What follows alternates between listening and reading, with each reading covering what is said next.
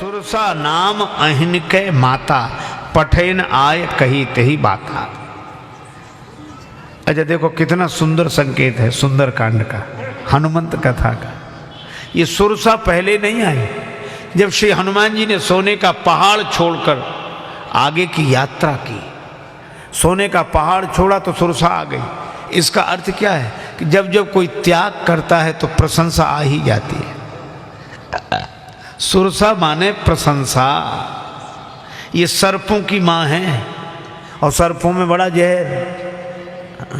ये प्रशंसा व्यक्ति के जीवन में अभिमान का जहर घोल देती है। प्रशंसा से अभिमान पैदा हो जाता है। अच्छा आई कब? जब हनुमान जी ने सोने के पहाड़ का त्याग कर दिया। देखो कितनी अद्भुत बात है। साधक के जीवन की सबसे बड़ी समस्या यही है, सामान और सम्मान। कुछ लोग सामान में अटके हैं और जो सामान छोड़कर आगे बढ़ गए वे सम्मान में भटके हैं। अच्छा सामान भी लोग क्यों? लोग कहेंगे वाह इनके पास इतना, अरे वाह इतना और इतना। और जब उनकी वाह वाह होती कि इनके पास इतना, अब हम उतना नहीं कर पाते हैं तो हम दूसरा काम कर लेते हैं। क्या? सब छोड़ दिया। अब इसमें भी वही वाह, इतना छोड़ दिया, वाह वाह वाह दोनों ही जगह चाहिए। सामान वाले भी वाह चाहते हैं और सम्मान वाले भी वाह चाहते हैं।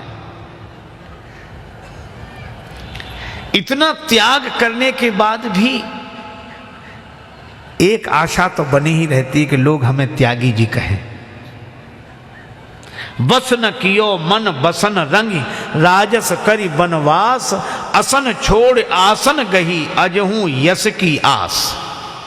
अभी भी तो कोई सामान में अटके हैं, कोई सम्मान पाकर भटके हैं। और मुझे तो लगता है कि ये दोनों ही समुद्र के बीच में है, सोने का पहाड़ भी और सुरसा भी। इसका अर्थ है कि जो सामान में अटके हैं वे भी और सम्मान में जो भटके हैं वे भी अभी पार नहीं गए। दोनों संसार समुद्र के बीच में ही हैं, संसार सागर के बीच में ही हैं। इसका अर्थ क्या है कि अगर हम छोटे बन सकें, अगर हम विनम्र हो सकें तो फिर प्रशंसा के मुख में जाने से बच जाएंगे। फिर प्रशंसा हमारे भीतर अभिमान पैदा नहीं करेगी। हम इस तारीफ से, प्रशंसा से बड़े होकर नहीं बच सकते। छोटे और छोटों मोटों को तो प्रशंसा वाले देखते ही नहीं है। उनको प्रशंसा के लिए भी तो बड़ा चाहिए। और हनुमान जी लघु नहीं हुए, अति लघु रूप पवन सुत लीना। और कितना बढ़िया संकेत है। नानक नन्हे होए रहो, सदगुरुदेव नानक जी ने कहा, नानक नन्हे होए रहो जैसे नन्ही दूब, बड़े बड़े बही जात हैं दूब खूब की खूब।